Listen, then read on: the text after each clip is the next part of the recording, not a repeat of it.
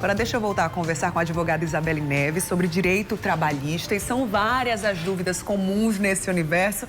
Vamos soltar mais tela, doutora? Vamos sim. Vamos nessa. Solta aí mais uma telinha pra gente. Vamos lá. A gente no bloco anterior falou sobre intrajornada, interjornada, folga, enfim, descanso, né? Que é importante também. E essa pergunta faz o seguinte: posso trabalhar 7 dias consecutivos sem folga? E aí, doutora, pode ou não pode? Regra geral, não. Você deve trabalhar 6 dias e 1 dia de folga. Isso aí pode ser tanto no fim de semana ou durante a semana? Preferencialmente nos domingos, essa folga. Mas há determinadas categorias que não é possível sempre que o usufruto dessa folga é coincida com o domingo. Muito bem. Vamos soltar aí a próxima tela, vai aí.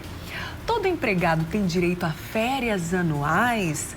Qual a remuneração? É outro assunto, eu acho que rendia um programa só sobre férias, né, doutora? Mas também num contexto geral, todo empregado tem esse direito? Sim, todo empregado tem esse direito. A partir de 1 ano, você adquire o direito a ter férias. E aí a remuneração é acrescida de 1/3. Entendi. Inclusive, foi uma das perguntas. Chegaram lá no nosso @Correio TV. A nossa telespectadora perguntou quais são os principais direitos do trabalhador em relação às férias. Nesse caso aí, depois de 1 ano já pode tirar essas férias, né, doutora? Isso. Que depois de mais? 1 ano pode tirar essas férias e o empregador no ano seguinte tem até 1 ano para conceder. Então, a partir de 1 ano eu adquiro o direito e no ano eu tenho 1 ano para conceder essas férias. Certo. Com 30 dias antes, deve ser avisado que vai tirar essas férias. Certo. Eu posso converter, desses 30 dias, eu posso converter 1/3 em abono. Se o empregado quiser, ele pode vender, como se chama, né? Vender 10 dias. Ah, tem essa possibilidade também. Vender é o máximo que pode É o máximo hoje em dia, que pode. doutora? Isso, 10 dias, 10 né? dias.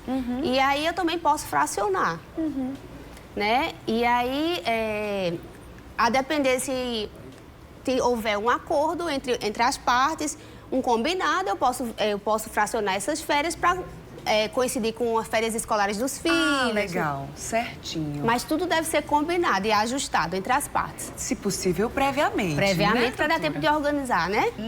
Exatamente. Vamos para a próxima tela? Vamos lá, solta aí pra gente. Olha só, interessante também, ainda falando sobre esse contexto das férias. Quando devem me pagar essas férias? Isso acontece antes, durante, depois? Qual é a regra, doutora? 2 dias antes do início das férias deve estar na conta. Já deve estar na conta? Já deve estar na A conta. gente falou sobre salário, né, Isso. no bloco anterior. Se atrasar, a doutora já explicou pra gente o que é que tem que acontecer. E se por acaso também atrasar esse valor das férias? Às vezes paga depois ou no meio das férias. Você tem que se organizar, né? Pra viajar, fazer algo diferente. Férias servem pra isso também, né, doutora? E o que é que faz? Depende do que acontece no dia a dia. Se eu disser que, regra geral, tem que ser 2 dias antes. Mas pode ser que aconteça algum imprevisto e não consiga. A depender desse atraso, a empresa pode ser autuada pelo Ministério do Trabalho. O empregado pode ter direito ao dobro dessas férias. Olha... Mas aí a gente tem que fazer o bom senso. Se for um atraso pequeno, se tiver acontecido alguma coisa imprevista. Sim. Não é toda coisa que atrasar no mundo. Você trabalha 10 anos na empresa, sempre conseguiu gozar as férias, usufruir essas férias no período, teve remunerada. Sempre o seu salário foi depositado no dia. Mas aconteceu um imprevisto na empresa. Aconteceu um acidente ou aconteceu um infortúnio na empresa e a empresa não conseguiu cumprir o que sempre vi. Então, é o bom senso. Exato. É a proporcionalidade. Sem Lógico que é dúvida. muito ruim. Você se programa, a gente é organizado, a gente quer receber, ter a programação. Mas aí o empregado tem que ter esse cuidado também. Você trabalha tanto tempo, nunca teve atraso. Aconteceu alguma coisa nesse caso? Não é toda hora que você vai na justiça ou fazer uma denúncia. Tem que ver, analisar o caso concreto. Hoje, a lei diz dessa forma, mas o julgador, se você entrar com a reclamação trabalhista, vai analisar todo o quadro. Exatamente. É bom ter o bom senso, né? E até essa conversa mais próxima, seja com o setor de RH da empresa ou com o seu chefe mais próximo, né? Para não ter também, gerar tanto conflito, né, doutora? Isso. Tentar apaziguar até onde é possível Isso. também. Solta mais uma tela aí pra gente, mais uma dúvida comum. Olha só, ainda falando sobre férias, né? A empresa escolhe a data que vou tirar férias? É um papel do empregador fazer isso, doutora? Muita gente acha que é o empregado que tem o direito de escolher, mas é no direito do empregador. O empregador, ele que tem a opção de dizer a data. Só que é aquela história da conversa. Deve agradar o empregado.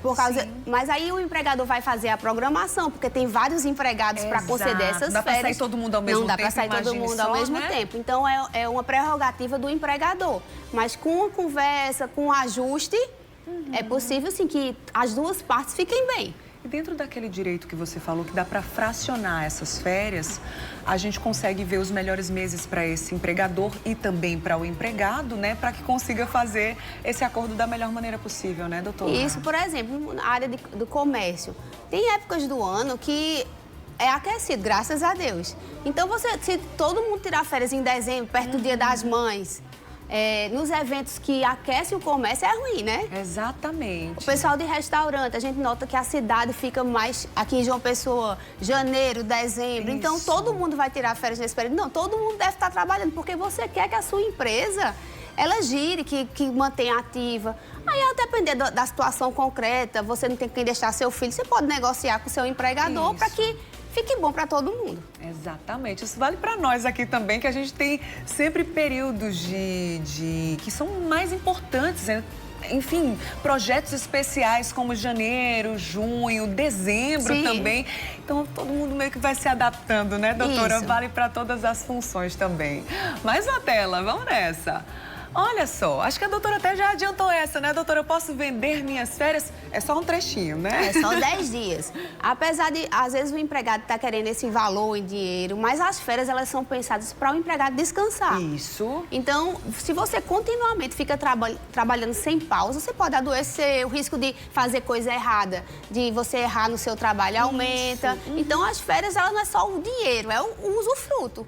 Exatamente. Vamos nessa. Mais uma tela, mais uma pergunta. Olha só, agora também entrando nesse universo do auxílio-doença, tá? A pessoa que foi afastada por auxílio-doença, que é um tipo de benefício, né? Ela pode ser demitida no retorno ao trabalho, doutora? Essas questões de auxílio-doença sempre geram muitas dúvidas. Envolve aí a questão previdenciária e trabalhista.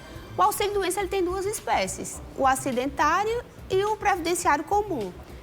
O acidentário é quando a doença ou um acidente, ele tem a correlação com o trabalho. Se a espécie do benefício for essa, eu tenho estabilidade por 12 meses quando do meu retorno. Entendi. Agora, se o meu benefício for previdenciário, aquela doença ou um acidente que eu sofro, porque para fins previdenciários é a mesma coisa, doença e acidente. Não tiver correlação com o trabalho, quando do meu retorno, se eu estiver capaz, eu posso sim ser demitido. Não tem essa garantia, né, Não doutora? tem. Tá bem, vamos para a próxima tela, vamos nessa. A empresa, olha só, no bloco anterior a gente também falou sobre a importância dessa regulamentação do trabalhador, né? A empresa, ela é obrigada a assinar minha carteira de trabalho? E aí, doutora? Sim, ela é obrigada desde o primeiro dia do trabalho, a carteira tem que ser assinada. Lógico que, às vezes, administrativamente, no primeiro dia você não consegue, mas quando for assinar, tem que corresponder àquela data de início das prestações de serviço. Sim, entendi. Muitas empresas pensam, não, no período de experiência não precisa assinar. Não, tem que assinar. O período de experiência também deve ser anotado. Só que aquele contrato é por prazo determinado. Entendi. Mas é anotado, sim.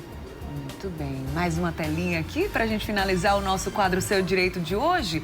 Agora também falando sobre demissão, mas numa categoria específica. A partir de que momento a mulher não pode mais ser demitida se estiver grávida, doutora? Tem aí um momento onde essa mulher garante também esse direito, né, de continuar trabalhando? A mulher não pode ser demitida grávida. A partir do momento que engravidou? A partir do momento Olha que ela só. engravidou, independentemente se o contrato é por prazo determinado ou indeterminado. Ela não pode ser demitida grávida, porque o cuidado não é só com a mulher, é com o bebê que ela carrega. Exato. Então, ainda que ela não saiba que ela está grávida, se ela for demitida e quando ela fizer um exame e descobrir que ela estava grávida, ela tem que ser reintegrada. Entendi. Agora, o fato dela estar grávida, ela pode vir a ser demitida, desde que seja por justa causa. Então, da mesma forma que o empregador tem as obrigações, a empregada também tem as obrigações dela. Exato. Não é porque ela está grávida que ela vai deixar de trabalhar. Ela tem que trabalhar, cumprir as obrigações, cumprir a carga horária, lógico, atendendo essa situação que ela está, que é a gestação, que não é uma doença. Exatamente. Você viu aí, né?